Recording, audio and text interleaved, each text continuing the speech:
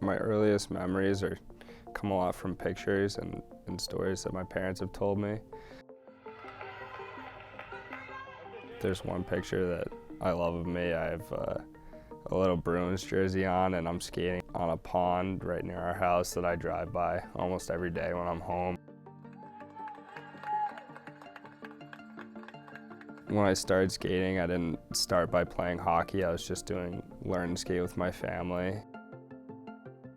My sister's about 18 months older than me, and she was the one that wanted to try hockey and skating, and it started with just learn to skate, and I hated it so much that apparently I would just lay on the ice and get dragged around by the instructors, but once they put a stick in my hand, apparently I just fell in love with it.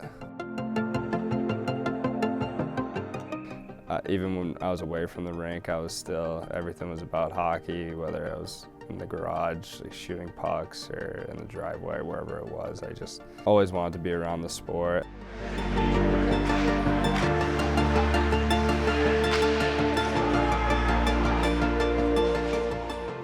I think the hardest challenge, and it's become more of a challenge every year, I think, it's just not letting what happens during games on Friday, Saturday nights dictate how I value myself as a person or how I go about my next few days.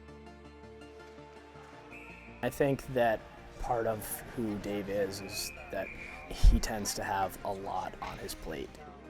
That could be hockey related, that could be school related or family related. I hold myself to a high standard, and so when I don't perform at how I'd hope to or feel as though I prepared to, it's hard for me to accept. We're more than just a college hockey player, and that, yeah, hockey is important to us, but it's not everything and shouldn't dictate our happiness.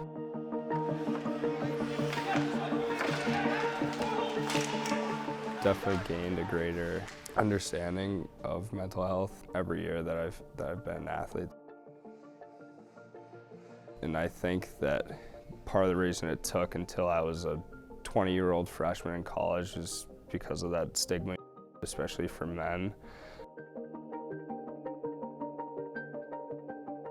I mean, I definitely grew up just kind of not burying my feelings, but just not talking about them necessarily because it didn't feel like something that was really having an impact on me or keeping me from doing what I felt I needed or wanted to do.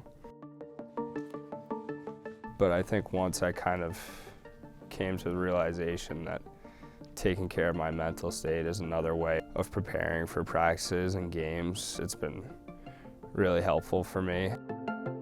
It kind of became clear to me that I should talk to somebody about probably bigger things that I've thought I've had going on for a while.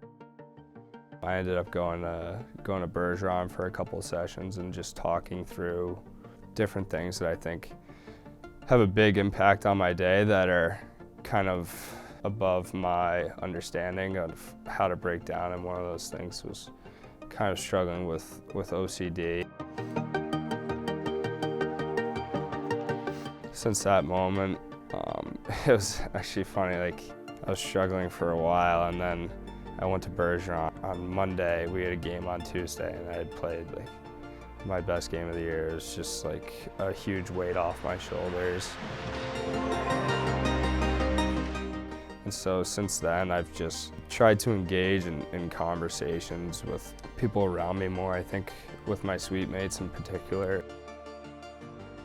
I mean, there are the 6 other guys in my grade on the team and 6 of my best friends on campus, and I've taken it upon myself to kind of have those one-on-one conversations to check in with those guys, obviously, so they don't end up in that position, but also to let them know how I'm doing so that other people know what's going on in my life and I don't end up in that position again. My feet wouldn't stick to the ground at all. I think something that's made a really big difference for him this year is the quality time that he gets to spend with our team, and I think specifically a couple of us who live together. If I'm feeling frustrated and overwhelmed, that's when I tend to try and take a step back and see maybe what other people have in mind, like what their plans are for the afternoon, and just tag along with them and just let someone else make decisions and just be present in the moment to get away from all the things that I think. Yeah, I think Dave is a special kid just in a lot of ways.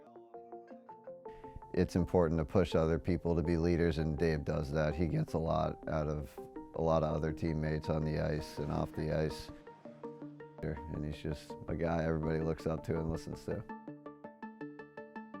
I think the more Dave plays with confidence, the better he is. You know exactly what you're going to get from Dave. He's super consistent in his life.